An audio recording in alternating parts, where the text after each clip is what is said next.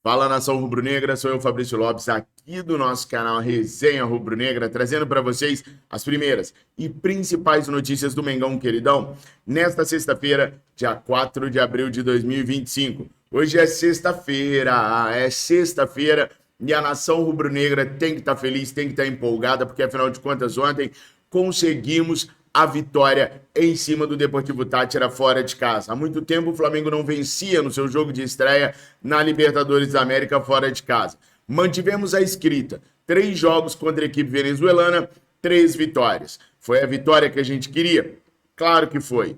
Do jeito que a gente queria? Claro que não. E isso tem muito a ver com a... Bom, eu vou falar para vocês com o que tem a ver. Mas tem a possibilidade também da gente ter o retorno de jogadores para essa partida contra o Vitória. 3 atletas que ficaram fora do jogo de ontem podem jogar contra o Vitória neste domingo, pelo Campeonato Brasileiro. A FIFA pode impor ao Flamengo um duelo diferente no Super Mundial de Clubes. O Flamengo pode encarar um antigo adversário que já frustrou seus planos dentro do Maracanã, ou pode enfrentar uma equipe repleta de franceses no Super Mundial de Clubes. Vou contar essa história para vocês, tintim por tintim também, tá? E sobre o clássico da quinta rodada, Vasco e Flamengo? Onde esse clássico vai acontecer? Tá sabendo não? Vai ser no Rio de Janeiro. Vai ser em São Januário? Ah, fica até o final do vídeo que você vai ficar sabendo de tudo que eu tenho para falar sobre o Clube de Regatas do Flamengo. Mas olha só, ontem nós tivemos um jogo do Flamengo pela Libertadores América. Números foram trazidos à tona de jogadores e do próprio Flamengo. Para você acompanhar esses números em tempo real, enquanto o Flamengo está jogando, ou até mesmo pós-jogo, o app da Flash Score é o melhor para você. Com o app da Flash Score, você vê em tempo real a posse de bola do Flamengo, a posse de bola do adversário, quantas finalizações no gol. Aliás, hoje a gente vai ter um vídeo de análise do jogo de ontem, lá no Central do Fla, baseado nos dados da Flash Score. Então, sabe esse aplicativo que você tem, que você gosta de ver dados aí, estatísticas dos clubes e dos jogadores? Tira ele, desinstala ele, clica no link que está aqui na descrição do vídeo e também no comentário fixado e instale hoje mesmo o Flash Score. Além de você ficar com todas as informações sobre o Mengão Queridão e sobre outros clubes e outras modalidades, você ainda ajuda o nosso canal a ter esse grande patrocinador. Esse vídeo, então, é apoiado pelo Flash Score. Faça o download, clica no link que está na descrição ou no comentário fixado.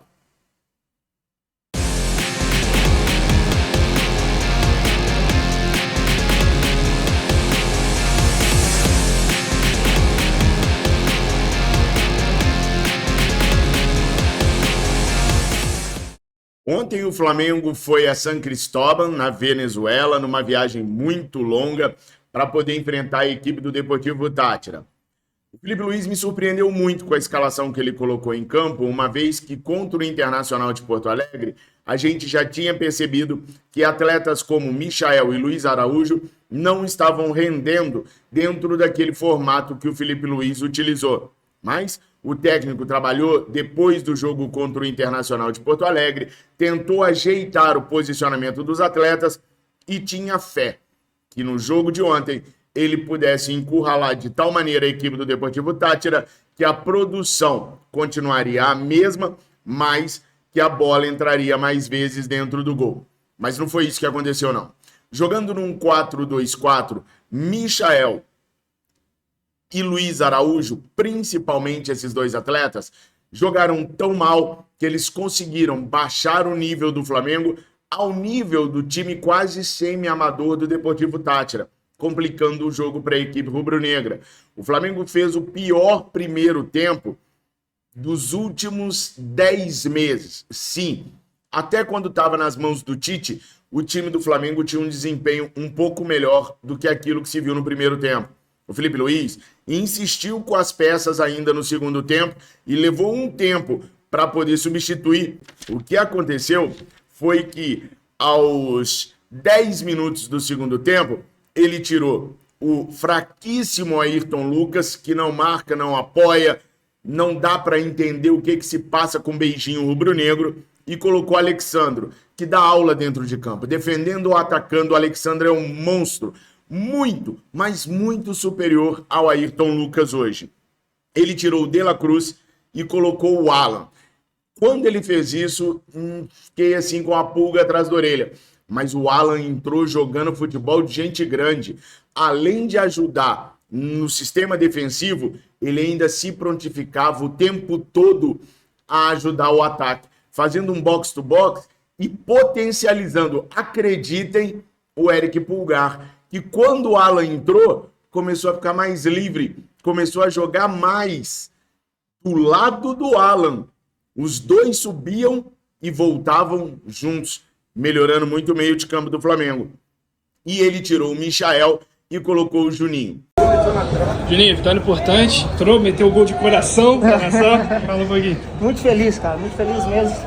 Primeiro jogo da Libertadores, ainda fazer um gol e sair com os 3 pontos, muito feliz realizado. E mostra esse troféu pra nós aí. Tamo aqui. Obrigado, nação. Gente, o Michael, pra mim, vem sendo nos últimos jogos do Flamengo o jogador mais abaixo de desempenho. Isso não quer dizer que ele não possa ser útil ao Flamengo, quer dizer que no momento o Michael não vive o momento para ser titular no Flamengo. Ah, mas não tinha o Plata. Ah, mas não tinha o Gerson. Ah, mas tinha o Matheus Gonçalves. Ah, mas tinha o próprio Juninho, que, aliás, de novo, para mim, foi o melhor atacante do Flamengo. Diga-se de passagem, o Felipe Luiz não montou o time com 4 atacantes. O Felipe Luiz montou o time com 4 pontas, que brigavam entre si por um espaço. Se embolavam e não conseguiam criar absolutamente nada. Bruno Henrique, Michael, Luiz Araújo são jogadores que precisam de espaço para correr, de velocidade. Juntos, um pertinho do outro, eles não conseguiram e nunca vão conseguir resolver nada. Tanto que não precisou mais do que 2 minutos da entrada desses 3 jogadores que eu falei para vocês, para o Flamengo abrir o placar de peito com o Dom Juninho.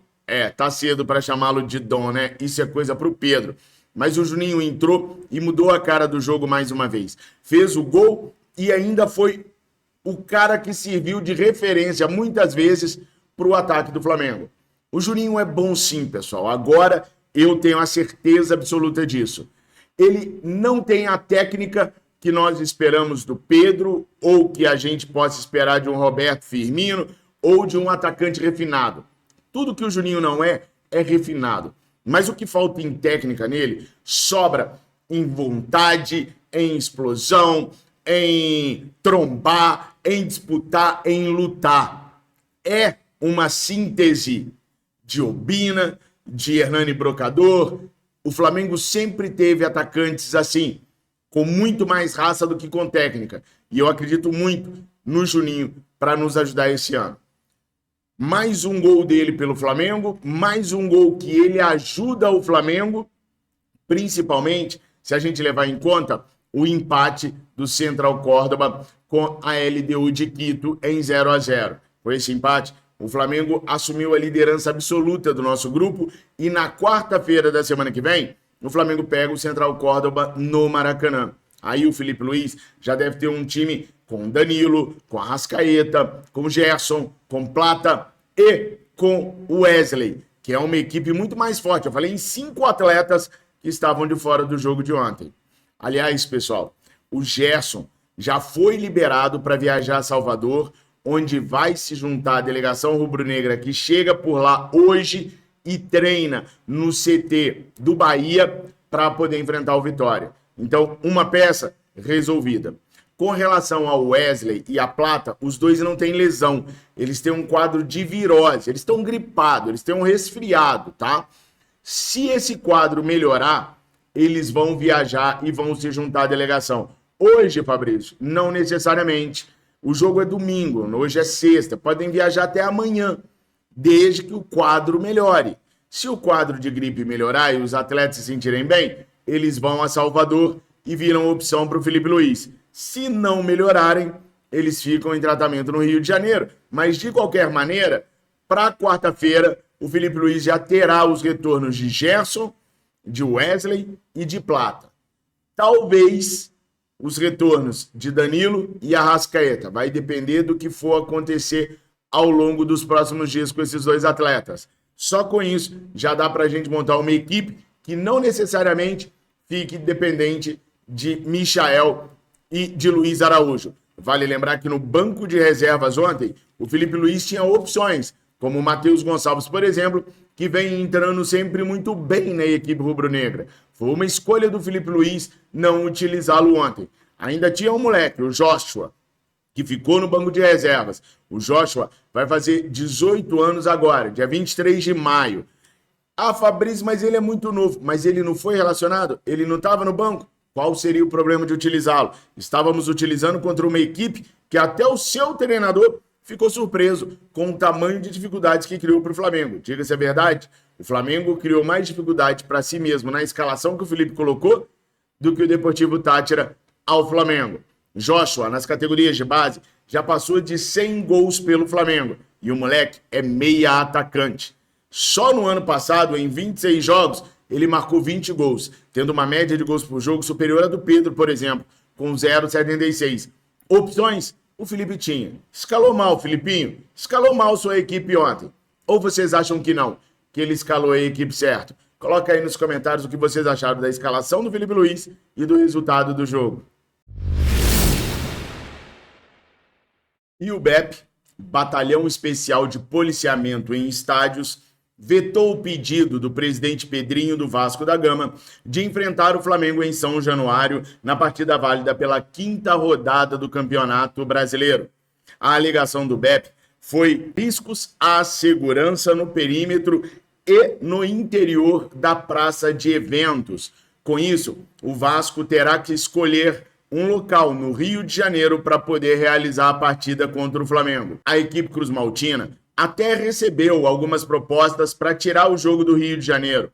São Luís do Maranhão, por exemplo, Brasília, só que não há mais tempo hábil para fazer a operação acontecer. E por isso, Pedrinho vai ter que escolher entre jogar no Maracanã ou no Newton Santos. O fato é que o Vasco não poderá sair do Rio de Janeiro para enfrentar a equipe rubro-negra.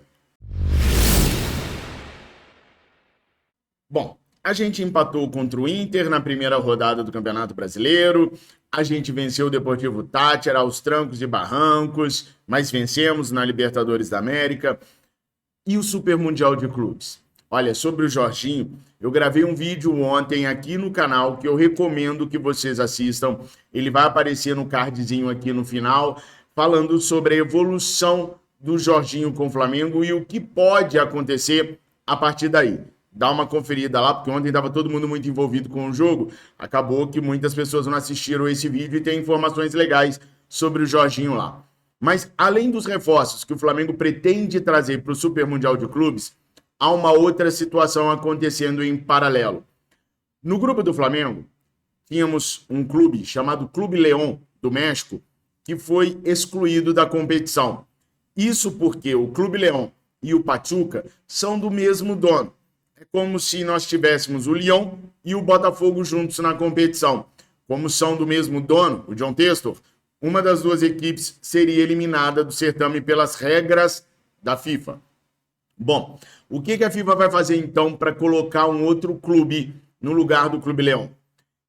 Estuda-se a realização de uma partida entre o América do México, algoz do Flamengo na Libertadores da América, virando um resultado adverso de 4-2 para o Mengão para 3-0 no Maracanã, e a equipe de Olivier Giroud, que é o Los Angeles FC. Não confundam Los Angeles Galaxy, que é a equipe do David Beckham, com o Los Angeles FC. São duas equipes diferentes.